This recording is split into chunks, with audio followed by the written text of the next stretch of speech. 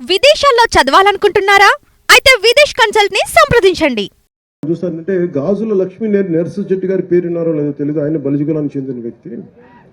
అంటే ఇది ఆయన మద్రాస్ ప్రెసిడెన్సీలో భారతదేశంలోనే ఇండియాలోనే అప్పుడు బ్రిటిష్ ఇండియాలో 2వ శాసనసభ్యుడు అంటే మన అసెంబ్లీకి ఎన్నికైన వ్యక్తి. ఆయన మద్రాస్ నేటివ్ క్లబ్ అని ప్రారంభించిన వ్యక్తి. సో మీరు ఆయన ప్రేరణగా తీసుకోండి, మీరు ఖచ్చితంగా మీకు న్యాయం జరుగుద్ది. నేను అన్ని కులాలతోటి ఎలాగ న్యాయం కోసం పోరాటం చేస్తానో, అది మాదిగ ఉపకులాలు కావచ్చు, అలాగే ఎస్సీ ఉపకులాలు కావచ్చు, అన్నిటికీ, అలాగే ముస్లిం మైనారిటీలకు సంబంధించి కావచ్చు, ఎలా న్యాయం చేస్తాను మీకు కూడా ఖచ్చితంగా న్యాయం జరిగేలాగా నేను నా వంతు కృషి చేస్తాను. మీ అందరికీ నేను తెలియజేసుకుంటాను. అమ్మా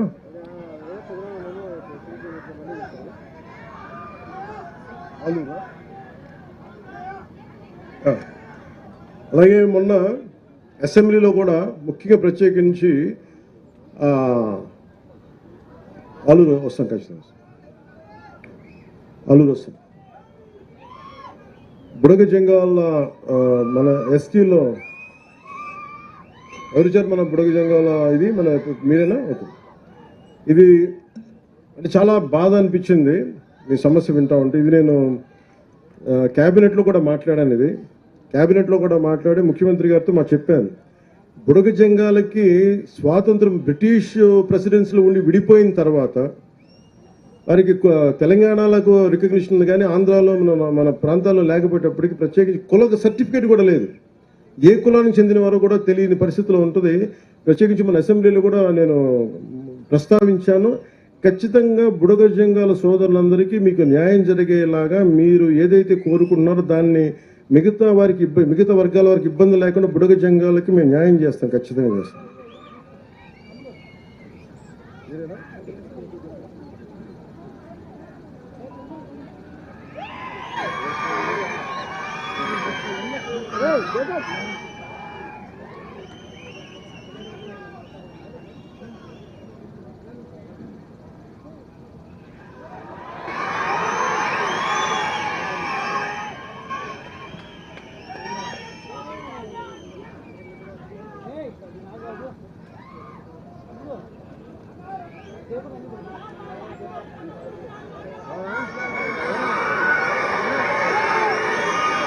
ఏమంటారు? నాకు వినిపించలే. ఒక నిమిషం సార్, కొంచెం కొంచెం కొంచెం కొంచెం అరుపులు అరవకుండా ఉన్నాను. ఏంటి బాలు అడగండి, ఏంటో అడగండి, ఒకళ్ళు మాట్లాడండి. అలాగే నేను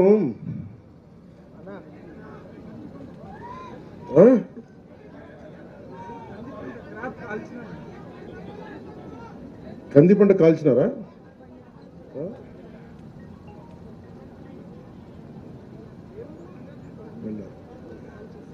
అది నేను మన ఎస్పీ గారికి చెప్తాను, తెలియజేస్తాను. నేను దాన్ని పరిశీలి చేస్తాను. మీరు ఒకసారి మన వాళ్ళకి ఎవరికైనా చెప్పండి, సురేష్ గారికి చెప్పండి, చేస్తాను.